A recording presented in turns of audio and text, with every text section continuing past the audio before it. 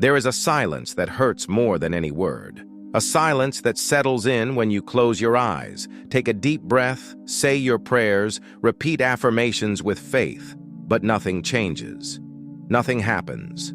The universe feels distant, and you start to wonder if you're doing something wrong. Or worse, if you're not worthy of receiving what you so deeply desire. Maybe you've already tried everything. Meditations, gratitude journals, mirror visualizations. Maybe you've worked so hard to think positively, to keep the faith, to feel that it's already done, as so many say. But deep inside, in that place only you can hear, something remains misaligned. A part of you is still waiting, still feeling that, no matter how much you desire it, something is holding you back from manifesting. Something invisible, something deep. And here is where the truth begins to emerge. Manifestation is not about wishing hard. Manifestation is not about repeating beautiful words with a knot in your throat. Manifestation is much more than asking. It is aligning. Aligning perception, emotion, body, and vibration. Because it is not what you consciously want that creates your reality. It is what you vibrate, almost silently, almost automatically, that shapes everything around you. Dr. Bruce Lipton shows us that 95% of our reality is governed by the subconscious mind. It is the subconscious that decides. It is the subconscious that vibrates. It is the subconscious that silently says yes or no to what you think you desire. And it doesn't respond to words. It responds to frequency. It responds to your inner state. It responds to the story your body repeats every day, even if your mouth says something else. That is why, so often, you may desire prosperity and manifest scarcity. You may dream of love and attract loneliness.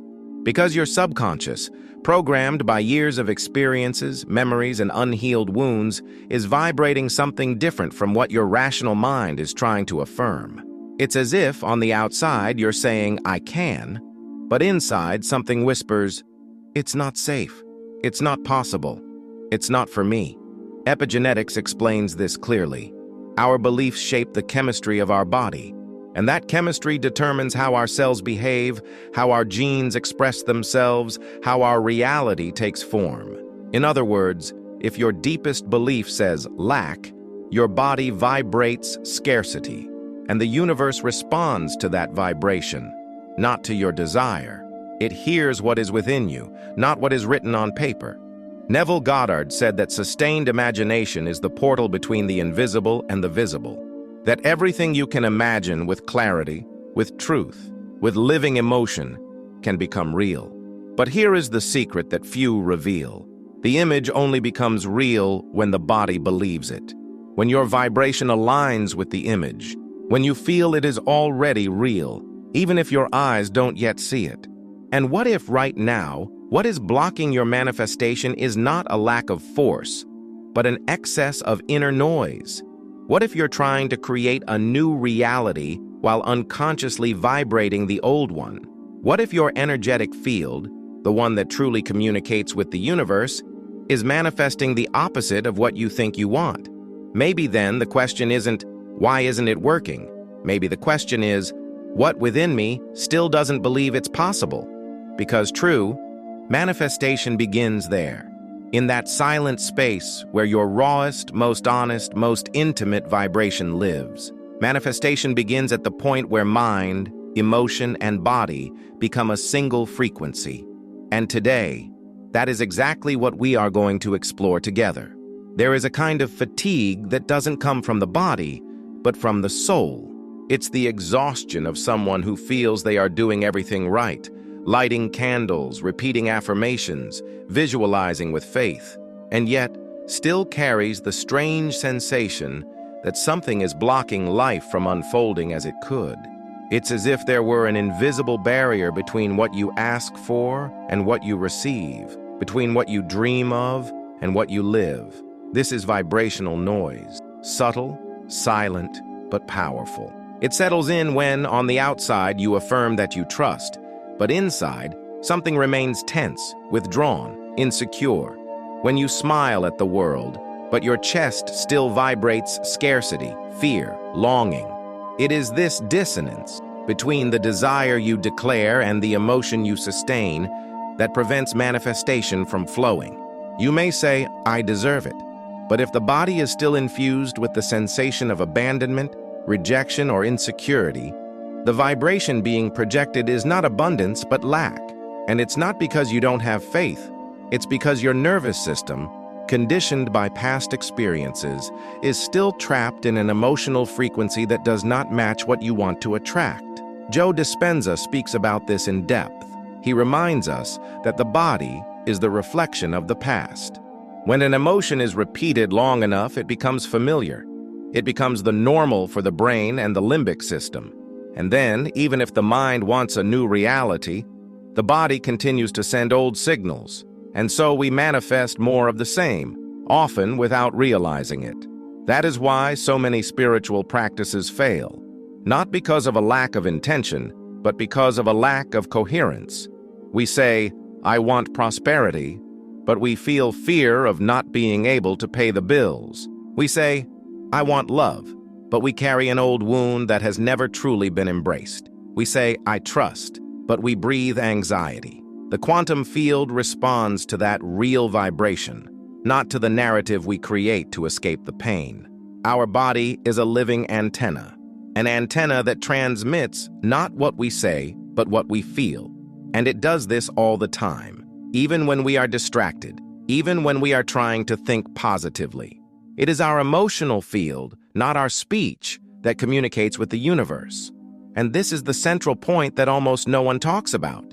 You don't manifest by what you desire. You manifest by what you have become vibrationally. Your reality is a direct response to the inner state you cultivate, even if unconsciously. So perhaps the most honest question to ask is not, "What do I want?" but "What am I vibrating?" Not, "What is my dream?" but "What is my habitual state?" Because it is this subtle, constant state that is co-creating your life every single day. And what if, for a moment, you stopped trying to think right and began to listen to what your body is really feeling, what it is still carrying, what it still fears, what part of you still doesn't believe it's possible to live the life you dream of? Perhaps that is where true manifestation begins. In the moment you silence the external noise and start to hear the vibration of the noise within, there comes a moment when the pursuit of manifestation stops being sincere and becomes a kind of performance. Not out of malice, not out of falsehood, but out of fear. Fear of feeling what is truly alive within you. Fear of touching the pain, the doubt, the frustration. And so the spiritual practice turns into an act. Affirmations become mechanical. Visualizations repeat like empty mantras, and the soul, silently, keeps waiting to be truly heard. We live in a time when there is much talk about co-creating, attracting, changing vibration. But there is a subtle and profound difference between those who seek to align internally and those who try, desperately, to produce results. The first surrenders to the process with presence. The second clings to techniques as if they were talismans. And the truth is, no ritual works when it is performed to escape the now. When spirituality becomes a race to get there, the essence is lost. You are not here to chase manifestation as if running after a train that has already left.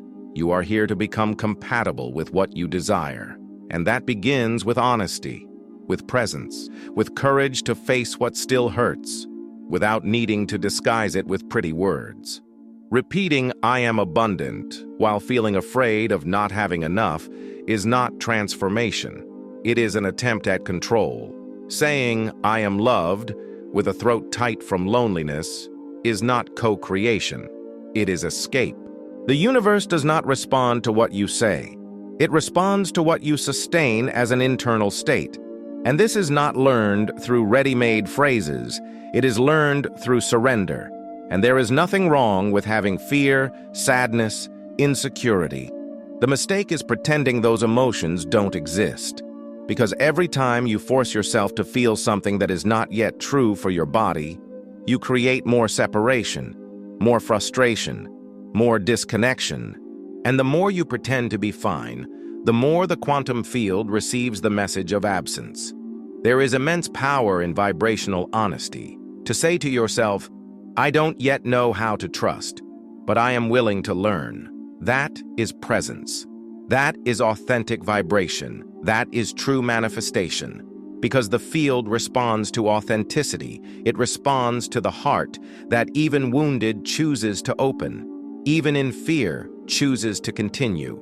Bruce Lipton reminds us that beliefs do not change with logic. They change with emotional experience. It is not enough to repeat 1,000 times what you want. The body must live the experience of feeling something new. And for that, it is first necessary to admit what is being felt now, without judgment, without hurry, without trying to appear more spiritual than you are. Silence at times is the most powerful practice. It is in silence that you hear what your soul truly needs. It is in silence that you meet the part of yourself that does not need to prove anything, not to the universe, not to anyone. It is there, in that empty space, that manifestation begins to happen, not as a result of effort, but as a consequence of alignment. Because when you stop performing, the universe begins to listen. Some pains are not born from the absence of things, but from the expectation of when they will arrive. And that is where one of the subtlest traps of manifestation lies, the attempt to negotiate with time. You feel aligned. You feel you are doing everything right, but internally, you start counting the days, measuring results, watching for signs with an urgency disguised as faith. This urgency, though it may seem harmless, carries a vibration of lack, because deep down it says, it's not complete yet. It's not enough yet. And without realizing it, you begin to emit exactly the frequency that repels what you desire. Not out of malice, not out of ignorance, but out of fear. Fear that it will take too long. Fear that it won't happen. Fear that once again, life won't listen. But the time of the soul is not the time of the clock. What feels like delay to you is preparation for the universe. What feels like waiting is often invisible transformation. The quantum field does not respond to impatience. It responds to vibrational maturity. And maturity cannot be rushed. It is built little by little, within every cell, every thought, every silent choice you make in daily life. Haste is different from readiness. Haste comes from anxiety. Readiness comes from trust. Haste demands that something outside change so you can finally breathe. Readiness, on the other hand, breathes first and trusts that the universe will move in the rhythm of your peace. You are not late. You are not missing out on anything. What is yours is already on its way, but it will not arrive before you are vibrationally ready to receive it. This is not punishment. It is protection. It is coherence. Because the universe never delivers something your body is not yet able to sustain. The metaphor is simple, yet profound. A fruit picked before its time loses flavor, loses strength, loses essence. So it is with desires. To manifest them before the right time is to live immature, unstable experiences that do not last. And perhaps that is why so often you felt you had something, but soon lost it. You touched it, but could not keep it, because there was still something inside that needed to be strengthened, something that needed to become whole. Trying to rush the process is like pulling at a flower's petals to make it bloom. The gesture may seem loving, but it destroys the natural rhythm of life. And deep down, that gesture comes from an old, painful belief. That time is against you. But time does not delay you. It aligns you. It waits until you are whole enough to receive and to keep what you desire. Manifestation is not a race against time. It is a dance with it. A dance where, at times, you must pause. Feel the beat. Let your inner rhythm meet the rhythm of the universe. And in that silent meeting between what pulses within you and what pulses in the whole, what once seemed delayed begins to arrive, effortlessly, without demand, without anguish. It is in this state, where waiting is no longer absence, but preparation, that everything changes. Because when you stop running, time opens. Manifestation is not a mental process. It is not an idea. Nor is it a technique you repeat mechanically until the universe somehow yields. Manifestation is a state, an internal field that vibrates with such intensity and coherence that the invisible has no choice but to become matter. And this state does not arise only from the mind that desires. It arises from the body that believes. You can imagine a new life. You can visualize in detail everything you dream of. But if your body is still trapped in old sensations, if it still trembles with fear, if it still pulses with lack, if it still shuts down in the face of the new, no image can be sustained, because the quantum field does not respond to the beauty of the scenes you create in your mind. It responds to the living emotion you are able to sustain while you create them. That's why every true manifestation must pass through the body. It must become chemistry. It must become sensation. It must be lived before it is seen. And this cannot be forced. It is practiced. It is allowed.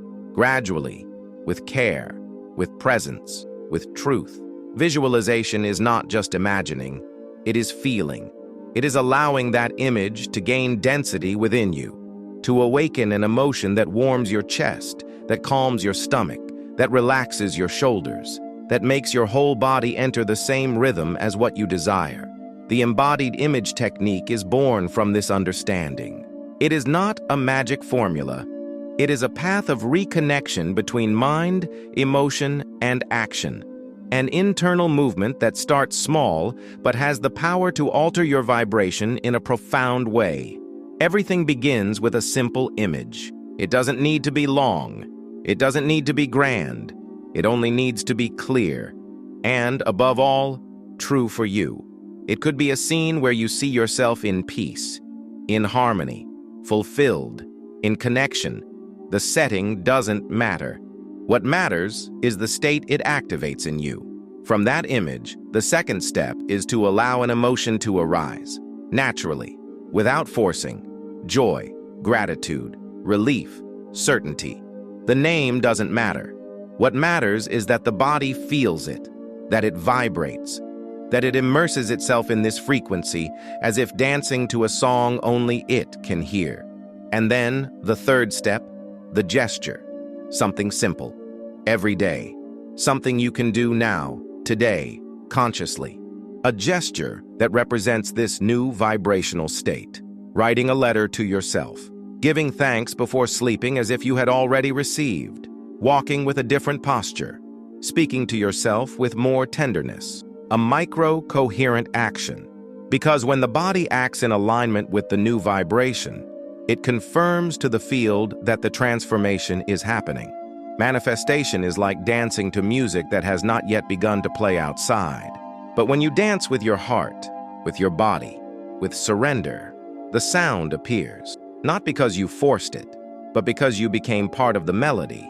Bruce Lipton reminds us that the body is programmable, that our cells respond to the emotion we sustain. And when you teach your body to feel, even without external evidence, it begins to vibrate at a different frequency, and the universe responds, because the quantum field does not distinguish what is real from what is felt with truth. It simply mirrors the dominant vibration. That is the secret of the embodied image. It is not a desire projected into the future. It is a presence activated in the now.